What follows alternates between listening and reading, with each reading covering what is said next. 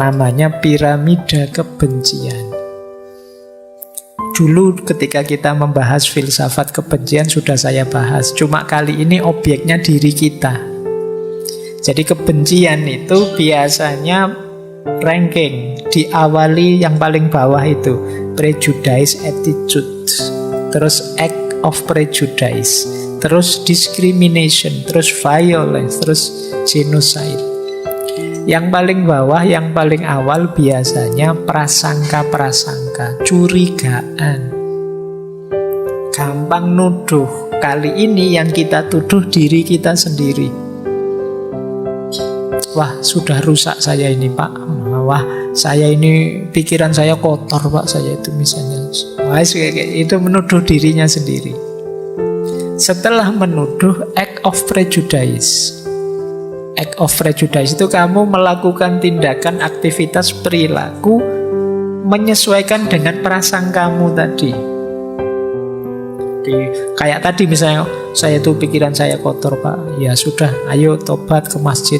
Nggak usah, Pak, saya kalau ke masjid itu nanti mengotori yang lain. Saya itu, itu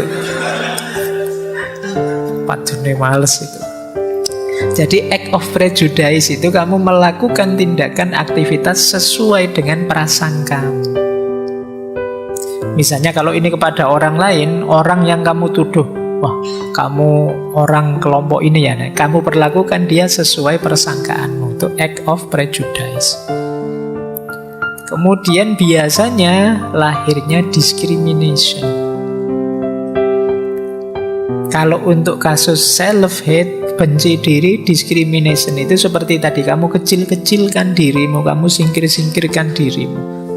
Kamu anggap dirimu itu jelek, buruk, layak dibasmi.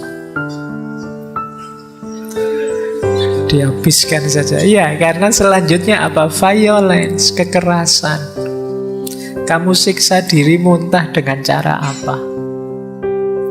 Tidak pantas, Pak, saya itu. Nah, itu biasanya kalimat-kalimat seperti ini, itu kekerasan yang kamu lakukan dirimu sendiri. Saya duduk di bawah saja, Pak, saya itu siapa sih? Kamu mendiskriminasi, menyakiti dirimu sendiri. Dan puncaknya memang genocide. Genocide itu ya membasmi. Pada akhirnya saya itu memang sebaiknya tidak ada saja. Violence itu level self-harm, menyakiti diri ya bisa sampai, kalau yang depresi sampai parah itu bisa ingin untuk melenyapkan dirinya sendiri. Nah ini hati-hati, makanya teman-teman pahami piramida ini. Kalau bisa dibasmi sejak prasangka yang paling awal, pandangan-pandangan jelek, pandangan-pandangan burukmu pada dirimu sendiri, ayo dibersihkan. Bahwa kita ini banyak kurangnya, banyak ketidaksempurnaannya, ya nanti kita perbaiki pelan-pelan. Tapi jangan karena itu kita merasa sangat rendah, kita merasa sangat kotor, sangat tidak berharga, dan lain sebagainya. Ini konsep dari piramida kebencian. Oke, saya lanjutkan. Ini membahas yang tadi. Buahnya self-hatred itu apa? Kebencian pada diri kita itu apa? Self-sabotage. Kita akhirnya mensabotase diri kita sendiri. Mensabotase itu kan menghancurkan, merusak secara diam-diam, terselubung. Itu kan disabotase. Kita tidak sadar tiba-tiba ditikam dari belakang, itu kan istilahnya sabotase. Kita tidak sadar tiba-tiba dijatuhkan, dijegal dari belakang, namanya kita disabotase. Kali ini yang mensabotase kita siapa? Diri kita sendiri. Yang jegal kita siapa? Diri kita sendiri. Yang membuat tidak maju kita siapa? Diri kita sendiri. Ini namanya self-sabotage. Kita merusak diri kita sendiri, kita melukai diri kita secara psikologis. Dan biasanya memang kita tidak sadar kalau kitalah yang jadi penghalang kemajuan kita.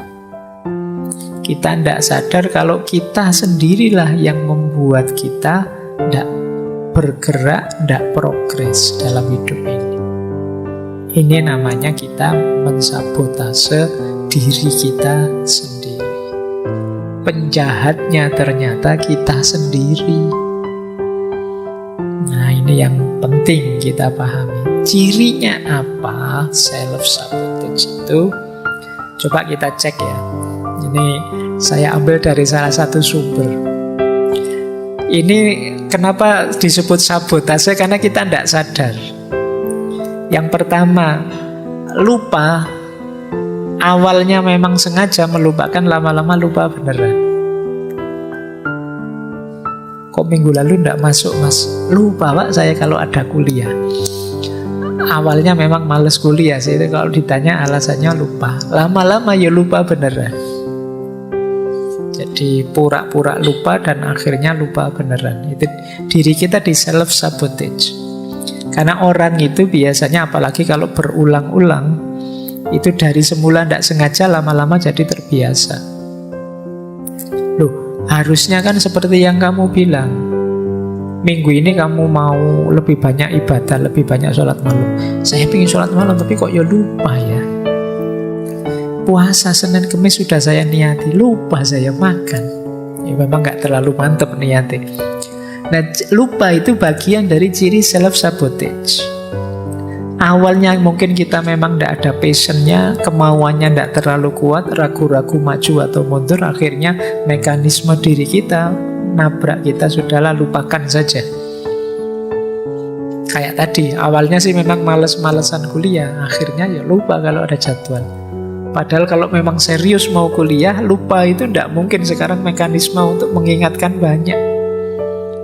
Mungkin kamu nulis, kamu tempel di kamar kosmu, atau kamu bikin alarm di HP-mu, banyak sekali mekanisme untuk mengingatkanmu. Tapi karena memang kamu tidak terlalu niat, semua itu tidak kamu lakukan, akhirnya kamu lupa. Jadi kalau dalam banyak hal yang penting teman-teman kok lupa, coba dicek lagi. Jangan-jangan kita memang tidak terlalu minat ke sana. Kalau itu hal yang baik, berarti kita sudah disabotase oleh diri kita. Karena kitanya sendiri memang tidak serius. Yang kedua, mirip dengan lupa, terlambat. Ya kalau tadi, kenapa tidak kuliah, lupa Pak. Kalau ini, kok tidak ngumpul tugas kemarin, terlambat saya Pak nyusunnya. Itu terlambat. Ada apa-apa terlambat. Atau menunda-nunda. Jadi tugas ini ditunda, tugas itu ditunda. Mau bikin tulisan nanti dulu baca-baca dulu. Begitu buka HP baca-baca, nanti dulu buka Instagram, buka TikTok dulu. Begitu buka TikTok tidak bisa selesai sudah. Kan buka TikTok itu kan tidak pernah sekali kan, terus scroll lagi itu bisa jam-jaman kamu di situ. Akhirnya terlambat. Akhirnya banyak hal tertunda-tunda. Itu self-sabotage. Tugasmu terus tidak jalan. Jadi coba perhatikan yang selalu sering merasa lupa, merasa terlambat, banyak hal dia tunda-tunda, kemungkinan dia sedang disabotase oleh dirinya sendiri. 3 hal ini kan sering membuat kita tidak sukses, tidak berhasil mewujudkan cita-cita dan keinginan kita. Yang keempat, mulainya oke, tapi terus tidak selesai-selesai. Nah, ini di antara ciri self-sabotage. Begitu diajak jalan, ayo oke. Bikin tulisan, ayo oke. Begitu nulis dapat 2 kalimat, lanjutannya besok saja ya. Terus besok, nanti dulu nyari bahan dulu, oke. Akhirnya tidak selesai-selesai. Seminar tahun 2021 munculnya 2023. Nah, kok kamu lama hilangnya? Nyari inspirasi Pak. Golek inspirasi 2 tahun. Ya, siap memulai, tapi tidak selesai-selesai. Kan yang membuat tidak selesai itu diri kita dengan segala argumentasinya. Ini namanya kita di self-sabotage. Kita disabotase oleh diri kita sendiri.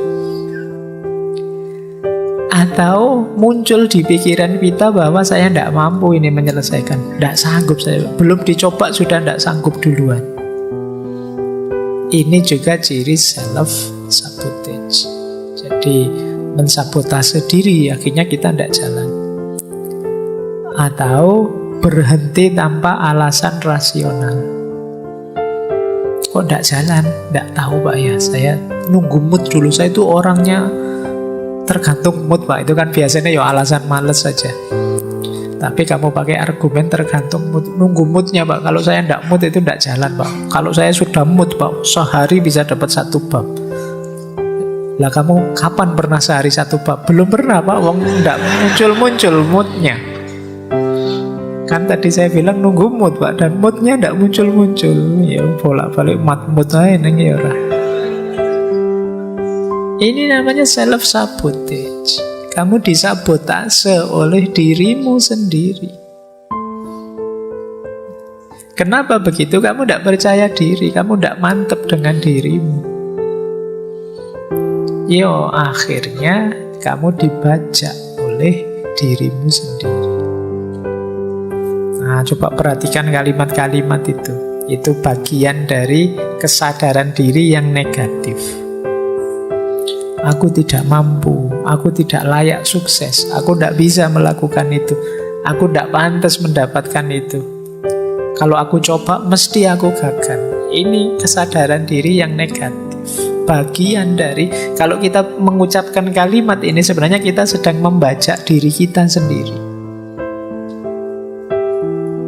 Akhirnya tidak jalan, tujuan, cita-cita, keinginan kita tidak wujud.